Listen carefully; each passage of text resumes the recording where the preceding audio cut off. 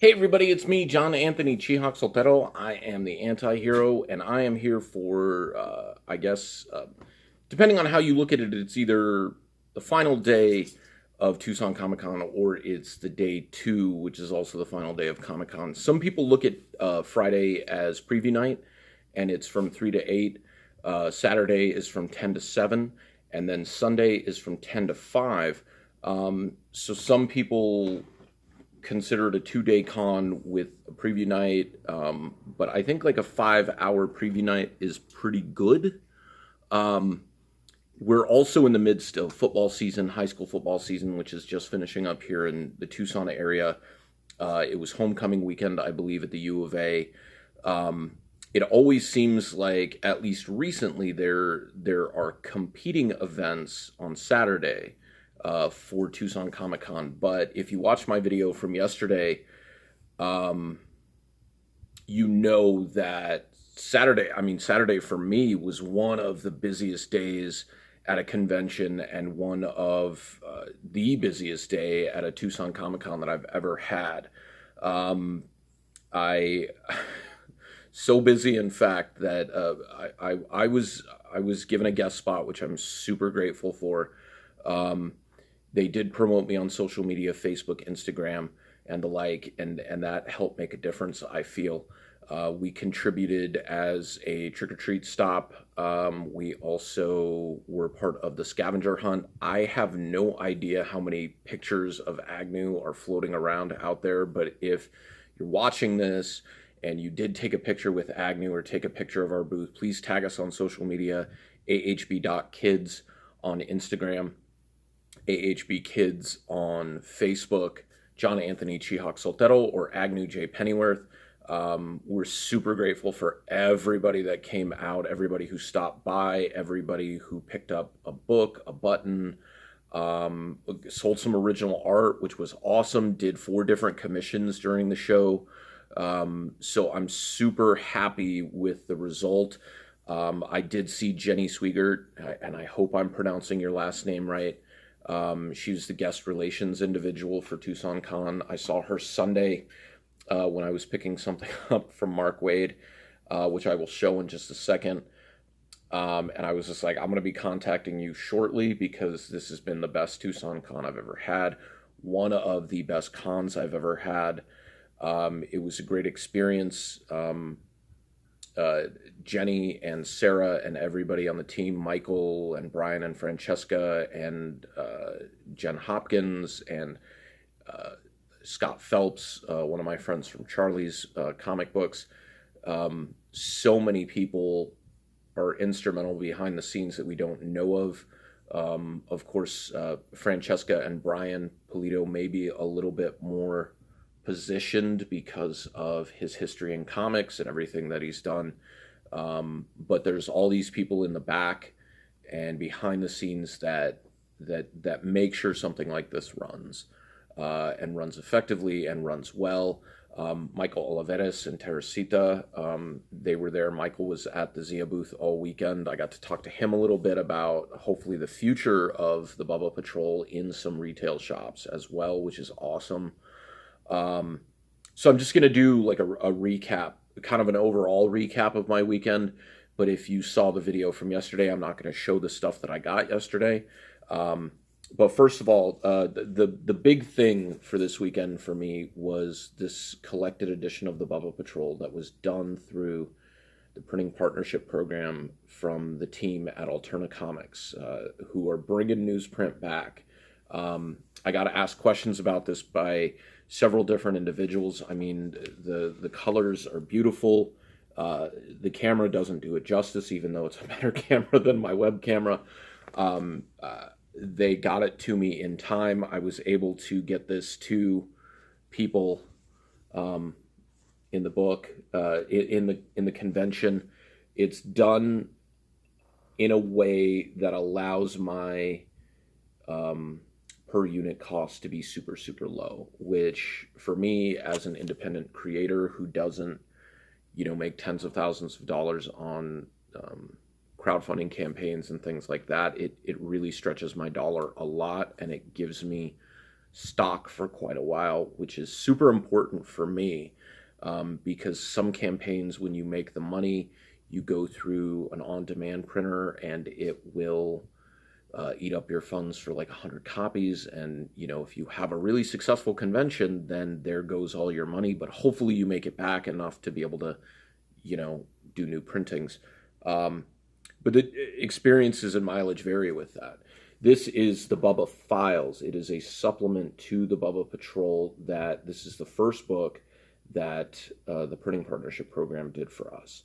And I got some of the colors wrong in here. So there are parts where it's very hard to differentiate the character Grayson because his fur color matches so closely with the line art color, which is pure black, and some of the backgrounds in here. But it was a great learning experience. It's still a super fun comic. It's still one of my favorite things that I've done because it's the first one that's done on actual newsprint, and that means a whole lot to me because I still remember going to the newsstand at the Circle K down the street from my mom's house when I was a kid and picking up a comic book and it being newsprint, and the feel of it and the look of it and the smell of it, believe it or not, are still things that bring huge pieces of nostalgia back for me. And that's why when I saw the post on Instagram, it changed a lot of things for me, and it changed the way I decided to do a lot of things for the book. So I did some color corrections for the collected edition, and the collected edition looks great. The Bubba Files look great as well, but I'm just super happy with the way the project's coming along, and I'm very, very thankful. On that note, on-demand printing, for the stuff I need super, super fast, I go through RA Comics Direct. They produced this, I call it Lunch Break Bubba's, special edition for Tucson Comic-Con. It was limited to 25 copies. We sold a handful of them.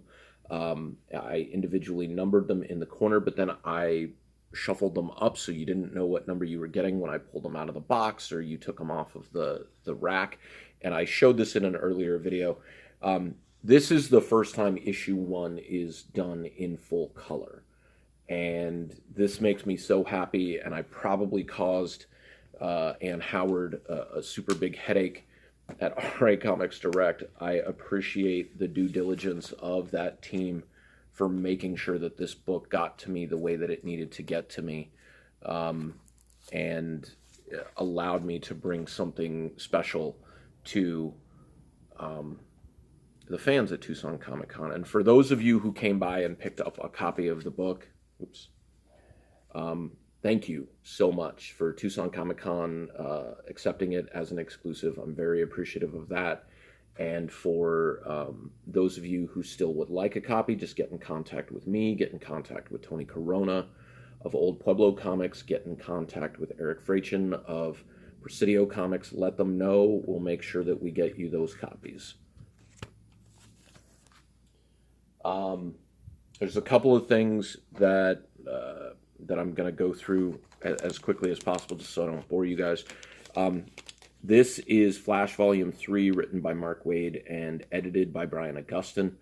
Brian Augustin signed this and contributed to an auction at Charlie's Comic Books, and I won it in that auction. And this weekend I took it with me to have Mr. Mark Waid sign it to my friend Lisa Berry, who's been not just a really good friend, but her and her family have been a big support to the Bubba Patrol and everything that means.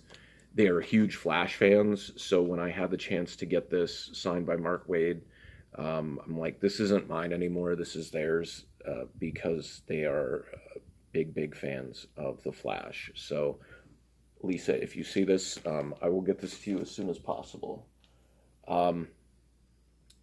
I also picked up on Sunday Volume 2 of Spawn, and it collects issues 13 through 33. I have the first 2 volumes, which is essentially 1 through 13 minus issue 10, because surprisingly issue 9 is in there, but issue 10 isn't in there. That's the one that was done by Dave Sim of Cerebus fame.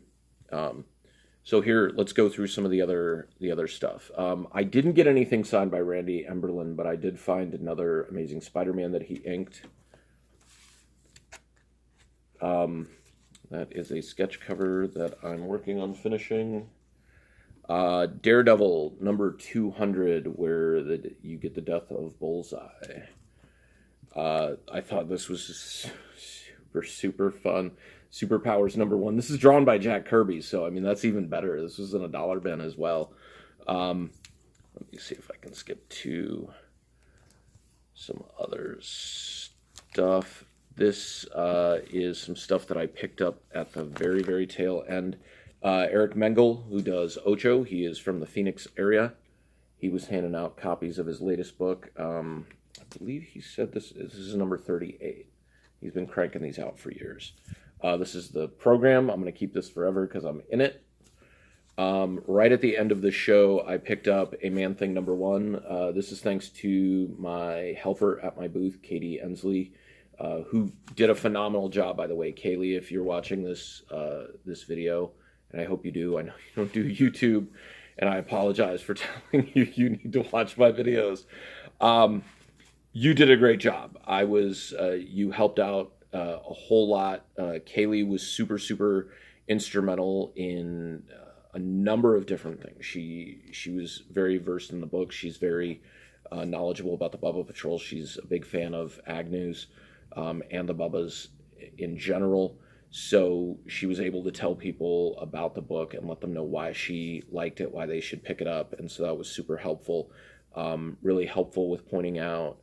We had some $20 sketch covers that were for sale, like shifting people to and from. She did a great job.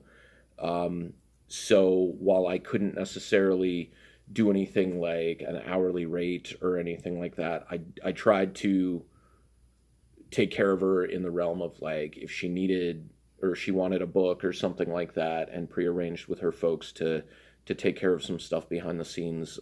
Did a commission for her as well.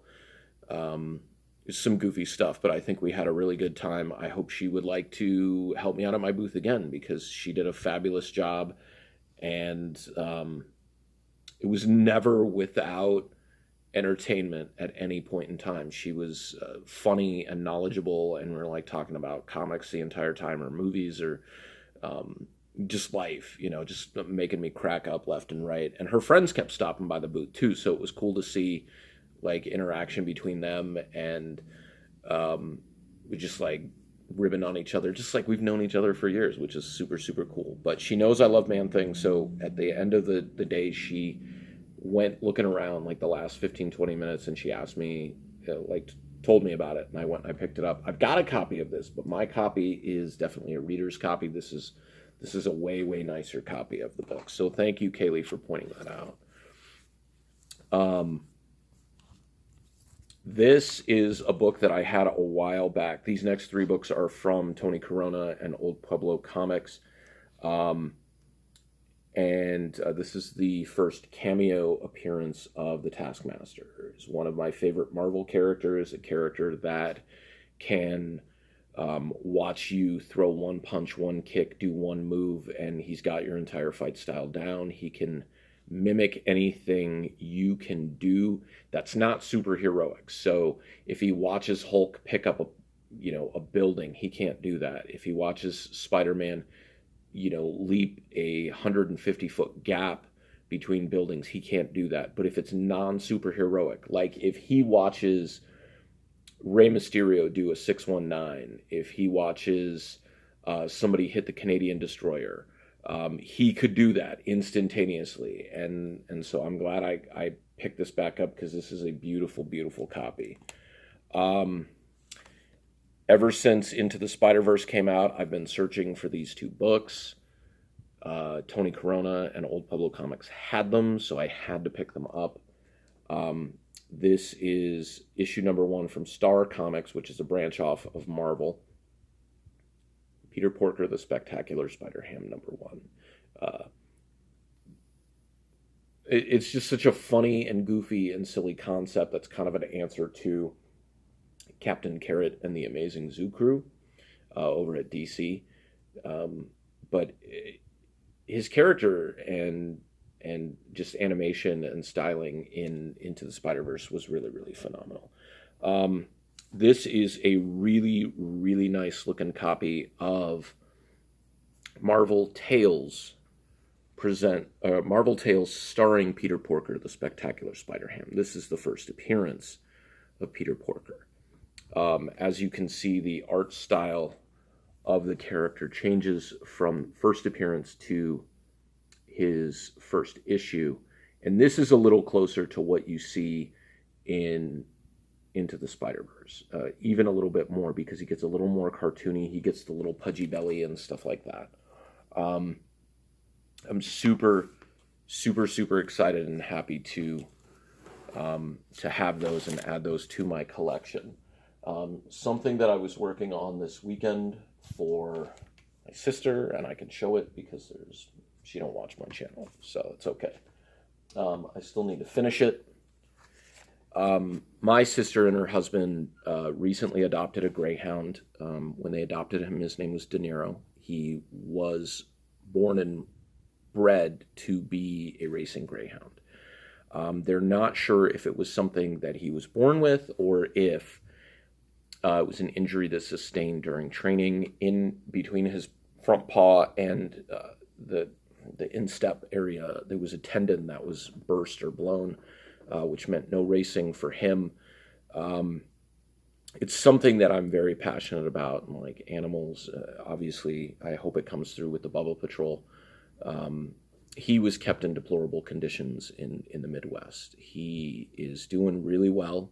He just had surgery to have a toe amputated, but don't worry, he's recovering very, very well.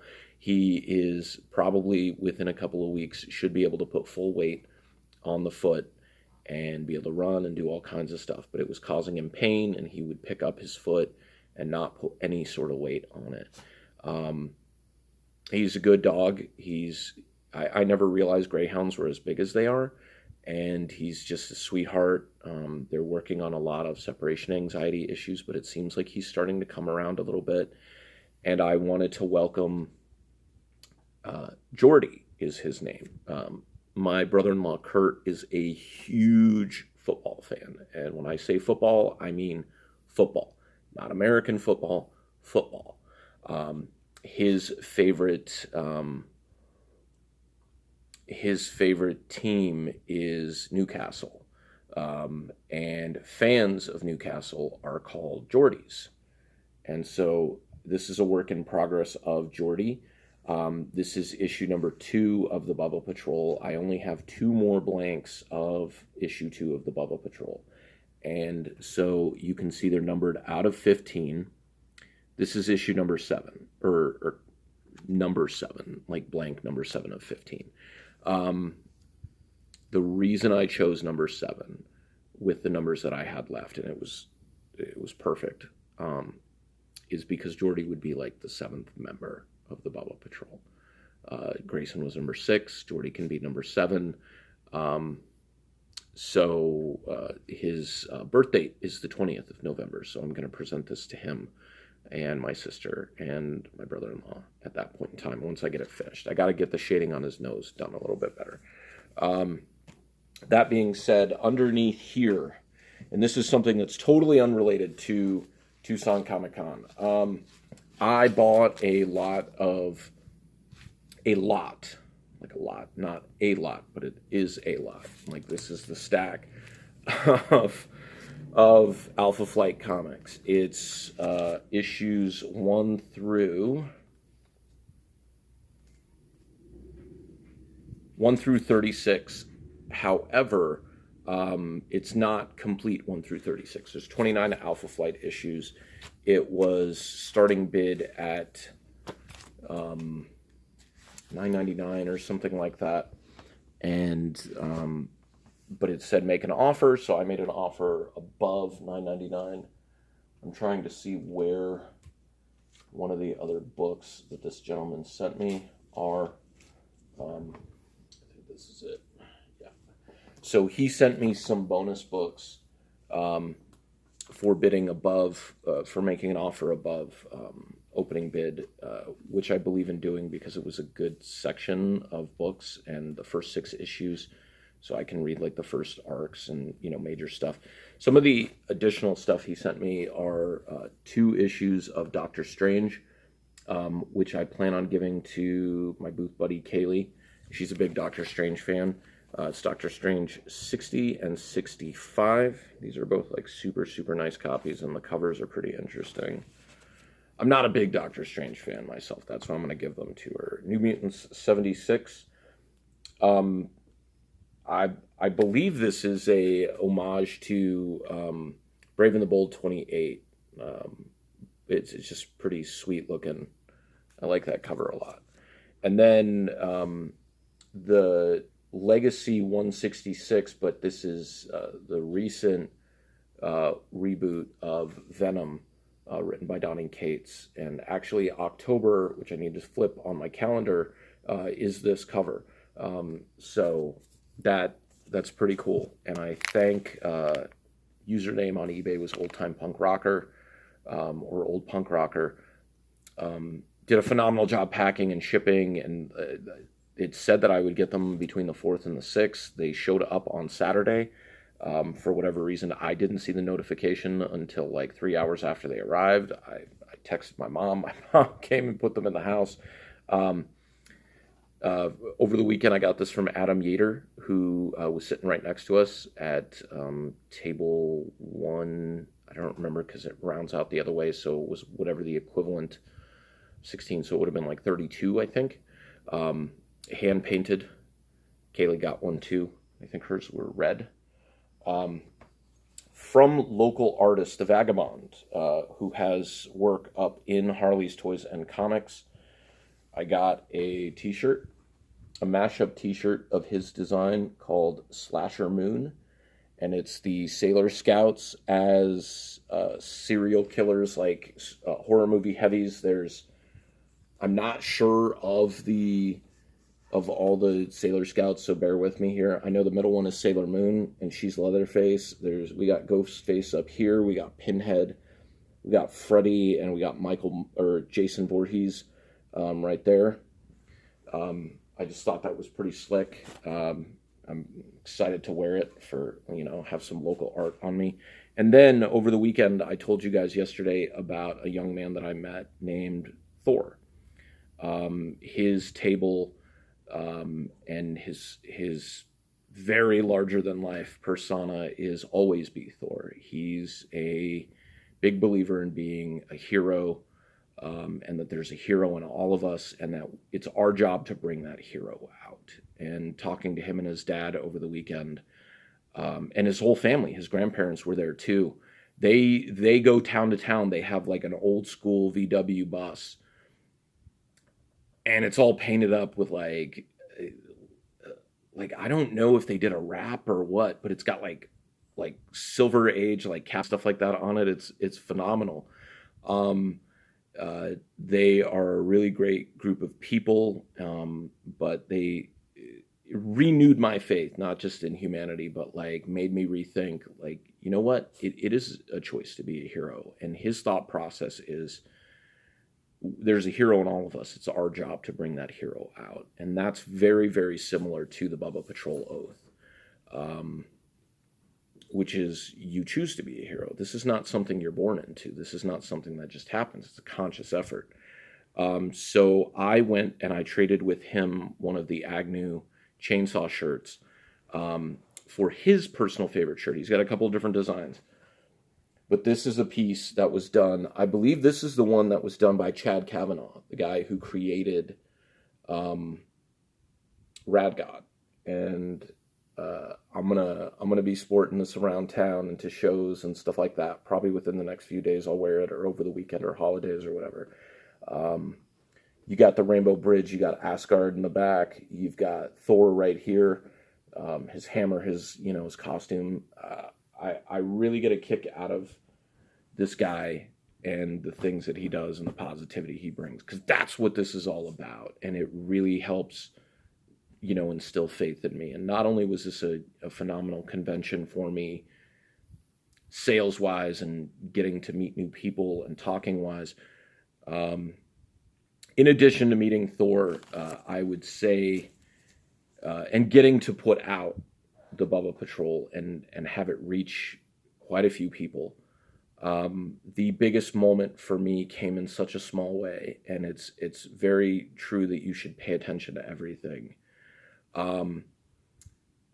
Emmett, who is a young kid who came to the Mocha show a couple weeks back, and picked up issue 1, the old Pueblo Comics variant of issue 1 of the Bubba Patrol, and said they were coming to Tucson Comic-Con. And I mean, it's still big enough that if you go, you may not find somebody, you might get lost, you might not find the retailer you were looking for. There were several people who were like, they'd see me walking around and they're like, where are you? And I would tell them, and then they'd come and find my table. Emmett came up, and I was talking to him, like, I'd like to get issue number 2 of the Bubba Patrol. And I was like, do you have issue number 1? Because I've met so many people this weekend, and I feel bad that I didn't remember them. But Emmett said, yeah, I got it at Mocha. And I was like, that's right, you did get it at Mocha. So, like, signed a copy, and I said, I'm doing a little remark on here, and showed them the cover of issue 2, and said, is there a character that you would like specifically? Now, a lot of kids will point to the character that they like the best, or that they want me to draw the best. Emmett knew. Like, I don't even think Emmett looked at the cover. Emmett was just like, I'd like Agnew. And so I drew Agnew on the cover for him, and threw in a copy of the Bubba Files. And I said, so this book is really about Grayson. And what I normally do with this one is I put Grayson on the cover. Like, I do a little quick sketch, if that's okay. And Emmett was like, that would be awesome. So very small moments that, you know, didn't net huge dollar amounts for me, but netted like a huge dollar amount emotionally and mentally for me. Like meeting Thor, getting to talk to other creators and just having fun. That's what this is all about. And for all the conventions that I've driven away from, jaded and feeling like, I don't know if I want to continue doing this convention really restored my faith in wanting to continue doing comics. I do get frustrated. I do get emotional about it sometimes, and I mean, that's just part of the way that it is. But this was a great experience. To Thor, who, you know, right here, and he'll be wearing my shirt too, so that's always cool. JoJo Seams, who I got to see, who saved copy of issue 5 of the Makeshift Man for me. Seeing Bix and being able to give her a hug after she lost her dog Bandit, and getting her a copy of issue number 2 of the Bubba Patrol, and Emmett, you know, for on Sunday coming in and really like saving the day. Thank you everybody who turned out. I think my voice is about to give out now, but I got a couple of days to recover. I appreciate it to everybody behind the scenes at Tucson Comic-Con. Thank you for helping make this happen. To friends, family, my booth mate Kaylee for all her help this weekend. I appreciate it, and we will definitely see you again next year. Peace.